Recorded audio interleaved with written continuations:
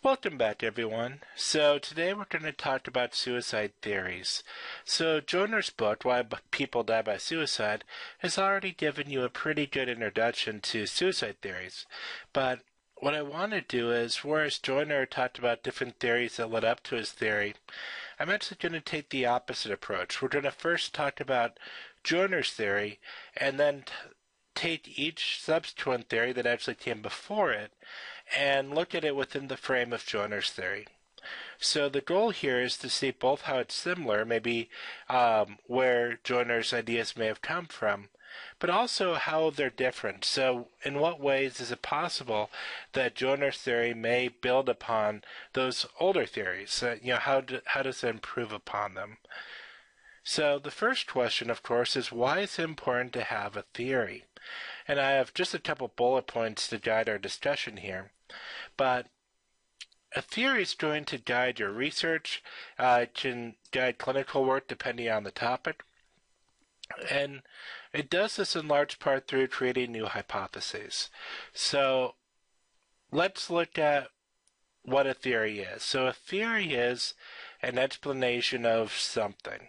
Whatever it is. So you can have a theory of depression. You can have a theory of suicide, obviously. You can have a theory of what animal in your house tore up a squeaky toy. You have a theory where you're trying to explain, based upon the evidence you have, how things work. So with doing this, there are always questions that are unanswered. And that's where it creates new hypotheses. So let's go back to the example of the squeaky toy. So maybe I come home and there's a toy that's just been destroyed. Well, my theory might be that the dog destroyed the toy, which is quite possible because I have a dog and I have cats, and it's most likely the dog destroyed the toy. But with this, I'm just standing in the living room. I came up with this theory. There are hypotheses I need to test. For instance, did my dog have access to the toy, or was my dog in his kennel? If that hypothesis doesn't check out, then my theory can't be true. So with that, a theory is going to create new hypotheses for you to test, and in doing so, it guides your research.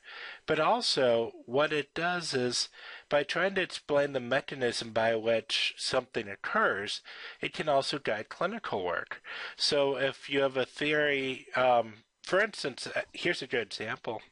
For depression, the behavioral theory of depression is that depression occurs because you have inadequate reinforcement. You're not doing enough things that bring you reinforcement. And so that's the theory. That's what they've tested. So clinically, if I'm working off this theory, I'm going to have my client do things that are reinforcing, that they enjoy, in order to treat depression. So it can guide your clinical work because it gives you a understanding of what may be causing the deficit or the problem or whatever it is you're trying to solve.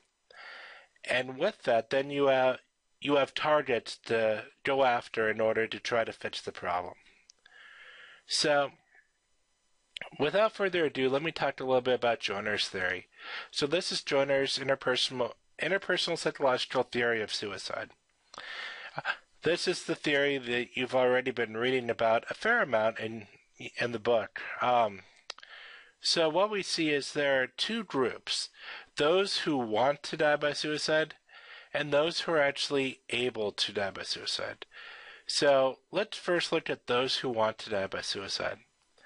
Within this group, we have two different components that really are related here. We have thwarted belongingness and perceived burdensomeness. So in thwarted belongingness, you have the feeling like you're disconnected. You don't have connections with others. No one cares. You just have this lack of connection. And then perceived burdensomeness is where you feel like your death is worth more than your life. And the important word here is perceived. So it's almost never the case that your death is actually worth more than your life, but you feel like it is, even if that's the furthest thing from the truth. So the theory postulates that these two factors coming together, so feeling like you don't belong and feeling like a burden on others, are what leads someone to die by suicide. Now, what we know is that, thankfully, the vast majority of people who feel this way, who want to die by suicide, thankfully don't. So there must be a factor that explains why suicide is so rare. And that's where acquired capability comes in. So in Joyner's model, the thought is that there are certain people, and only a small group of people, who are able to overcome our greatest instinct, which is the instinct of self-preservation. It takes a lot to kill yourself. This is not an easy thing to do. So with that, there has to be a fearlessness or a habituation that occurs that enables these individuals to do so.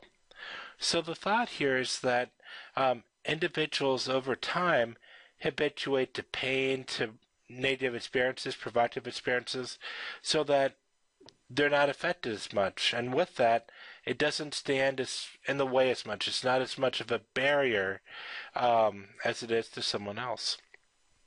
So then what you have is this interaction between those who want to die by suicide and those who are able to, is where you see your greatest risk of suicide.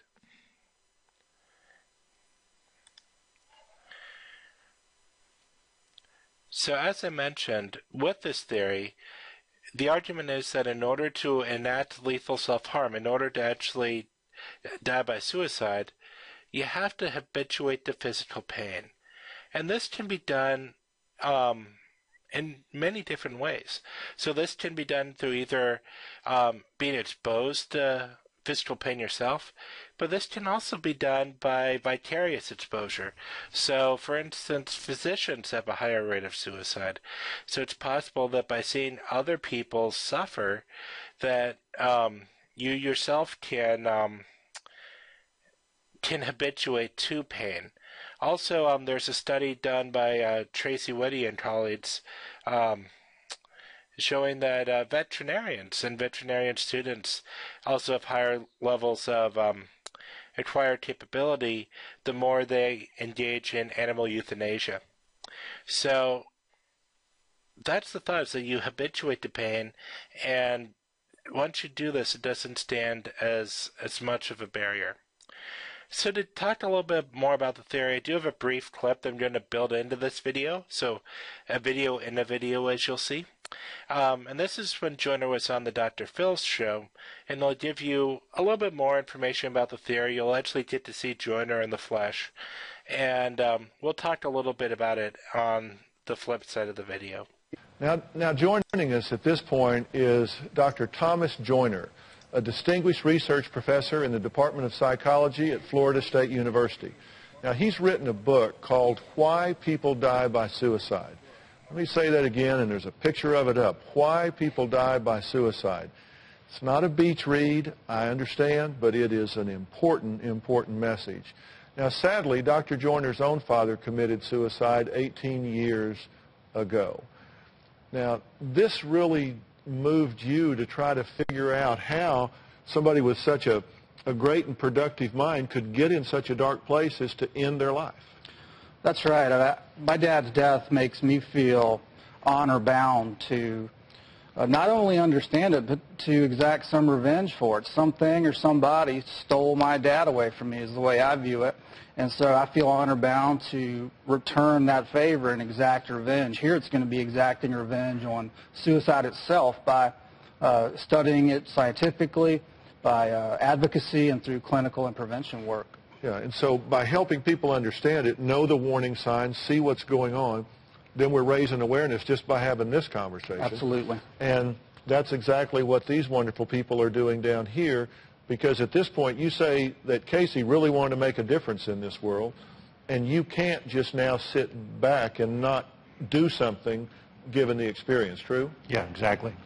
I had a lot of the same pain that I think Mr. and Mrs. Brooks expressed, and that pain was strong for a while, but it did lessen. And then after it did, I poured my professional energies into trying to combat this international killer. And you've made some headway. You figured something out. Dr. Joyner believes that people considering suicide share three traits in a very common way. And the first one is feeling like a burden on other people and that their death will be worth more than their life. Talk about that. That's right. It's the idea, the mental calculation that my death will be worth more than my life. If you truly believe that, you could see how that would facilitate suicidal behavior. And we've shown in multiple studies that it does indeed do that. Crucially, the person is mistaken in that perception. But the trick is that they don't know that they're mistaken in that perception. They believe it to be true, and it spurs suicidal behavior. And isn't it true that most suicidal situations and dilemmas that push people over the edge are transient?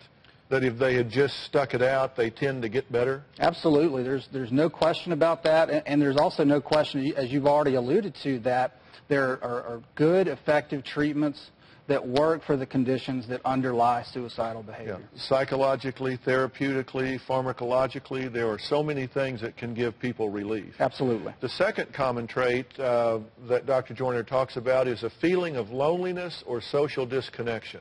If you look through the literature, the scientific literature on suicidal behavior, arguably the single most powerful risk factor of all is loneliness, a feeling of alienation from others. Yeah, so they just don't feel like they fit, belong, so they're just on the outside looking in, so why not just leave?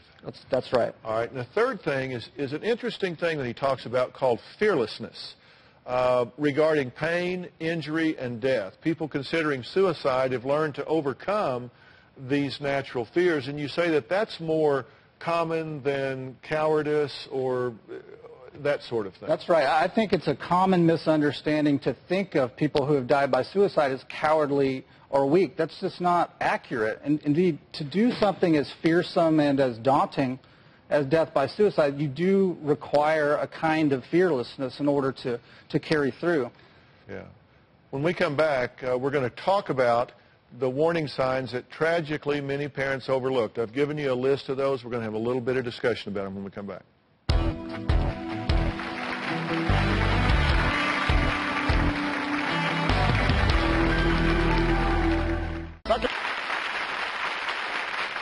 The National Suicide Prevention Lifeline number is a 24/7 toll-free call, and it's there for anyone who feels that this is just getting too real for them. It's just presenting itself and starting to make sense.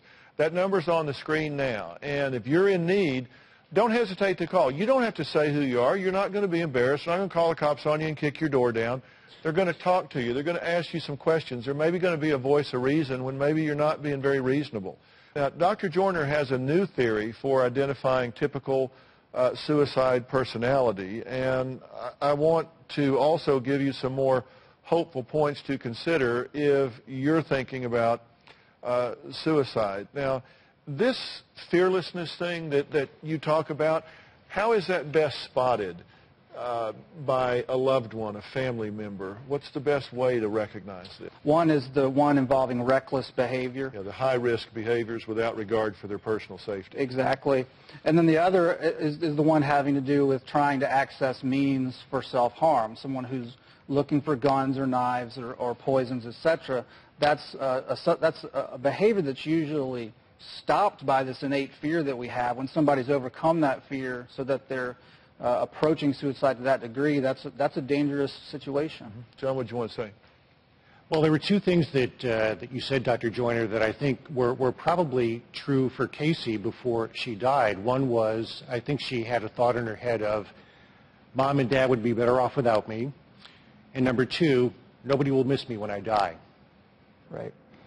Right. And the tragedy is that those are mistaken perceptions, and they just weren't true, but the double tragedy is that Casey did not know that. That's one of the things that I want you to think about if this is something that makes sense to you or if you're talking to somebody that's at risk. Suicidal crises are almost always temporary. I mean, if you talk to somebody who thought about it and you're discussing it with them a month later or 2 months later or later in therapy, they look back and go, oh, you know, that seems so profound at the time, and I really can't even remember the details about it now, but at the point it could have resulted in the end of their life. That's right, and it does. As you pointed out, 80 to 90 times every day in the U.S. we lose somebody. Yeah. And if those folks would just have the support and the access to access good mental health care, a lot of lives could be saved that way. Another point is that problems are seldom as great as they appear at first glance. That's right. And we found in our research that suicide rates go way down at times of national crisis. They go down, not up, at times of national crisis. And we think it's because the national crisis puts everything into perspective. It puts personal problems into a larger perspective, and people tend not to act on suicidal desires during those times. Now, reasons for living can help sustain a person in pain as well, because, as John was saying, it's like nobody will miss me if I'm gone. It's important that you talk to yourself or others about what role you do play in this world and what contribution you make. And most importantly, Doctor, isn't it important to not get isolated, to talk to people about this, friends, church, family, somewhere, to talk about your pain? It's just human nature. We're very, very social creatures, and we just have a basic fundamental need to connect and to belong, and to deny that need or to thwart it or not to nurture it usually leads to some sort of negative outcome. Well, Dr. Joyner also has a couple of other things to keep an eye out for, and one of them, you say, is pay attention when someone starts giving away all of their prized possessions. When people are doing things like that, it's not a show. They're not just talking. It's a dangerous warning sign, and people need to act on it.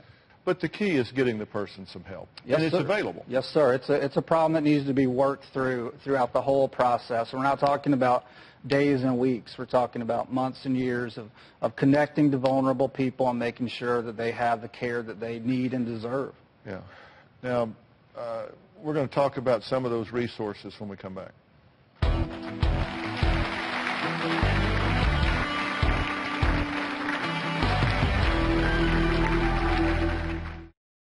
We've been talking about a serious subject today, and I know that it's not always easy to think about and talk about, but I've said from the minute I started the Dr. Phil Show that I wanted to use this platform to help open up the dialogue about mental health in America. And I think we're taking steps towards doing that. For more information on today's show, I want you to go to drphil.com. Everything you saw on the screen today, every list of warning signs, every step, every characteristic is all going to be there, as well as some strategies on what you can do. And you can join our online community and talk to others going through the same thing again. The important thing is don't get isolated. Again, I want to put that hotline up for anyone feeling at risk for suicide. So there's the number. And listen, there is no shame in reaching out for help. So I urge you to make that call. Dr. Joyner, thank you so much. He's here from Florida State University. His book is called Why People Die by Suicide, and it is a very interesting and intriguing read, and it's very accessible. I mean, it's not a lot of psychobabble. It's very accessible, understandable characteristics. So hopefully that was helpful in understanding Joyner's theory a little bit better. And I really urge you, pay attention to the theory. I guarantee you there'll be questions on it on your quiz. So you got to know Joyner's theory because, again, it is currently the dominant theory in suicide. It's driving a ton of research. So it's an important one to know. Now, suicide theories have actually been around for a long time. So the first theory was actually Emile Durkheim's theory. This was from the late 1800s. And so Emile Durkheim is a sociologist, not a psychologist, not a psychiatrist. So it's a little bit of a different perspective. And we'll talk about why that is on the next slide. But the thing is, it focused on collective social forces. So the impact of society on someone in order to help explain suicide. So the thought is that there are two types of regulation that can get disturbed and lead to suicide. So one is social integration, and the other is moral regulation. So for social integration, when you have low social integration, this is when people feel like they don't belong. So this is very similar to Joyner's burden or belongingness rather. So if people don't feel like they belong, they don't feel connected to other people. Now you can also have problems with high integration. So this is called altruistic suicide. So this is where there's excessive integration, and it leads individuals to lose themselves and think that they're not as valuable as the larger goal, basically. So this is similar to burdensomeness. So it's the thought that my death or, the larger goal is worth more than my life. So those are social integration. I think low integration made sense to a lot of people naturally. High integration is a little harder. The example that I always think about with high integration is Japanese kamikaze bombers in World War II. Those were, in my mind, altruistic suicides. That's where the overall goal was believed to be more important than the individual, and that's what helped those individuals make that decision.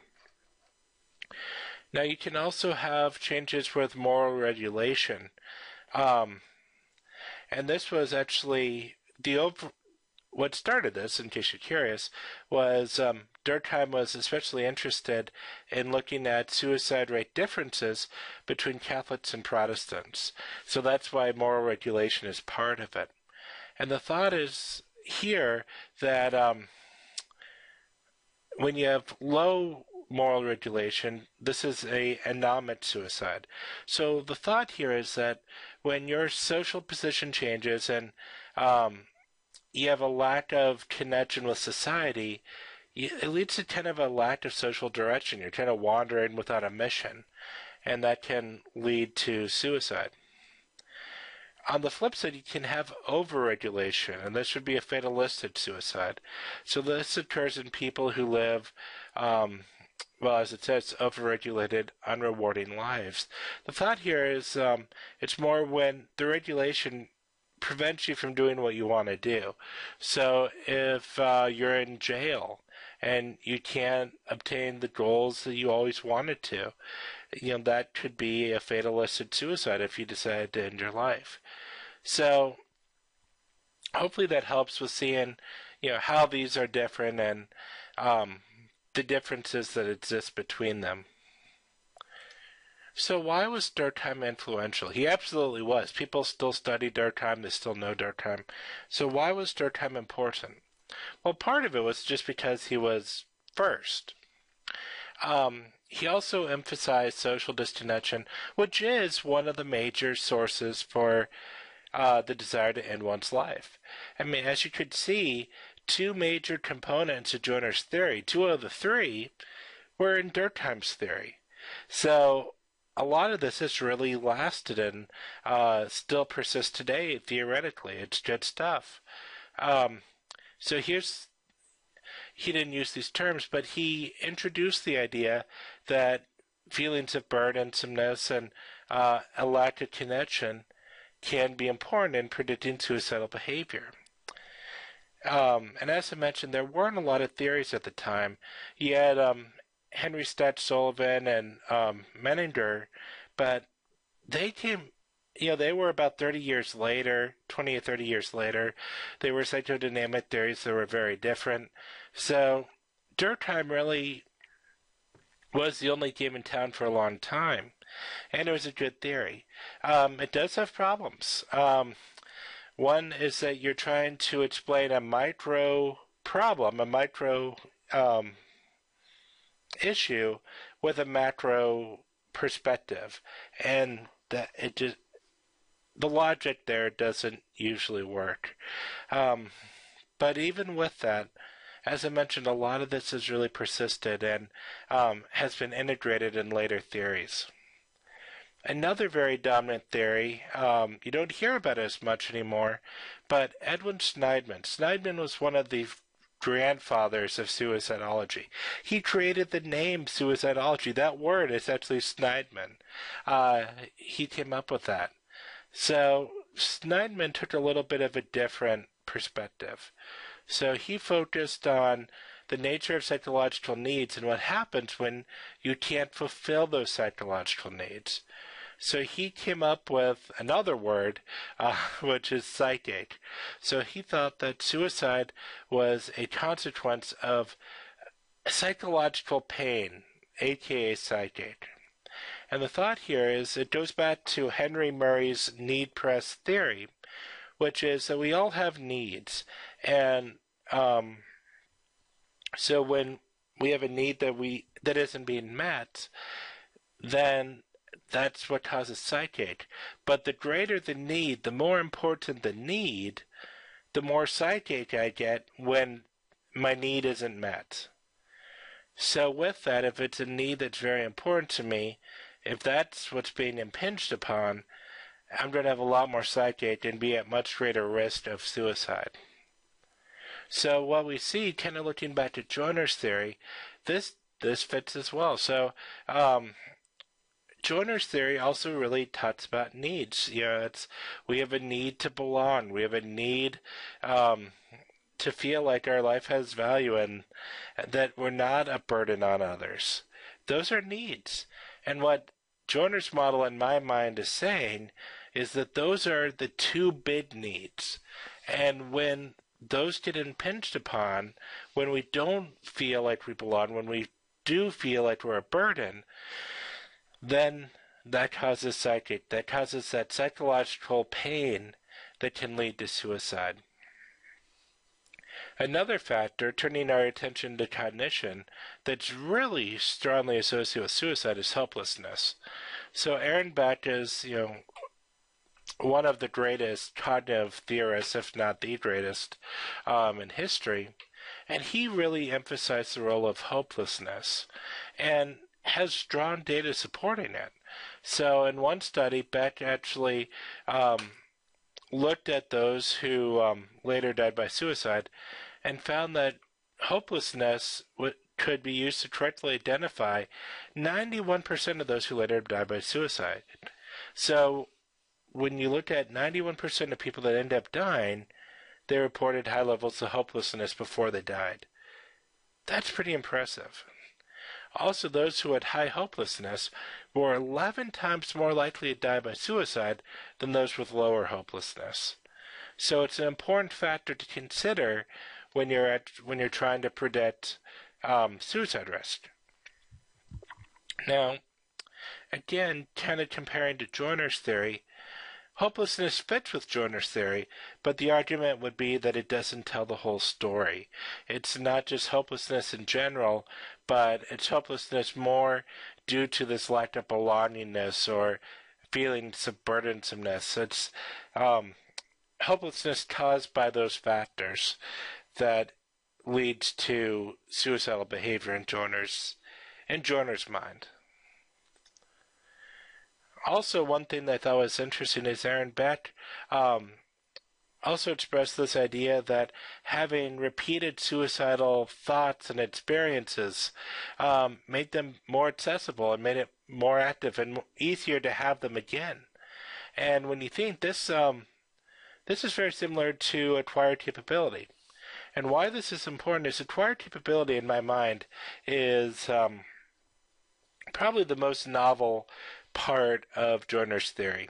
You can look at burdensomeness, you can look at belongingness, and tie them to these previous theories and say, oh, that was here, that was there. Very few of the previous theories had anything that looks like acquired capability, and it's a brilliant piece. It made sense. It helps explain why suicide's a rare behavior, despite not being that rare or it's a rare outcome, despite suicidal thoughts not being particularly rare. But he wasn't the only one that thought this, is basically what I'm saying. Baumeister. So Baumeister's theory of suicide is escape from self. So this is a little bit of it's an older theory. It doesn't get as much attention anymore, but I think it's an interesting one to ponder because it looks at suicide. The next couple of theories actually look at suicide in a different way than what we've discussed so far. So Baumeister's theory is that an individual experiences a negative event that is very discrepant from the way they view themselves. So let's say I view myself as a very smart person. Heck, I view myself as a brilliant person. And I fail a test. And it leads to this very high aversive state of self-awareness that produces negative affect. I feel really bad because I have to look at my inadequacies and try to figure out why I failed that test, which can lead to feelings of distress, sadness, and worry. So what happens is people can't take this forever. You don't want to feel this way. So the individual attempt to escape from this negative feeling and this aversive self-awareness by kind of retreating to a numb state of cognitive deconstruction. So what this means is the person disregards thoughts about self, so you stop thinking about it, you stop thinking about yourself or about the issue, and you focus on more lower-level immediate goals and tasks. So I'm not thinking about the test I failed. I'm thinking about, okay, what am I doing for dinner? How do I get to bed? Like what steps do I need to do? You're very concrete, very minimal low-level tasks. And then also, the thought here is that this can reduce inhibition, especially impulse control. So that's what makes it more likely that you may be able to engage in suicidal behavior. So you did very black and white thinking. So either, and black and white thinking is always dangerous with suicide because that means either the world is great or it's the end of the world. Either this problem's solvable or it's not. And when you feel like it's not, that's always a problem. So you get this black and white thinking, and you also get increased impulsivity. And it's easy to see how those brought together could lead to a suicide attempt. Now, fluid vulnerability model. This is my favorite suicide theory that doesn't get enough love. Overall, Joiner's is still my favorite, but this one does not get enough credit. So the theories we've talked about so far discuss overall suicide risk, which is helpful, but not as clinically useful as this theory in my idea, because this is more looking at time and what happens to actually cause suicide risk in a given moment. So first, suicide episodes are time limited. They talked about this a little bit on that Dr. Phil video. So suicide risk isn't something that lasts forever. It's something that's transient. It may last for a couple minutes, couple hours, maybe a day or two. This isn't something that's just persistent, always there. So that's the first thing. So being extremely acutely suicidal is a time-limited effect. The second piece is that there are risk factors that both trigger suicide episodes and also determine the duration and severity of the episode, and that these risk factors are fluid. We'll talk about that on the next slide. Also, imminent risk cannot endure beyond periods of heightened arousal. This means people aren't always suicidal. People go back, sometimes people are chronically suicidal in that they chronically bounce back and forth from being in a crisis, but they're not always suicidal. It comes and goes. And baseline risk varies from person to person. So, looking at this theory, what this looks like is, as I mentioned, baseline risk varies from person to person. So baseline risk may be mental health. This could be depression. This could be feelings of burdensomeness.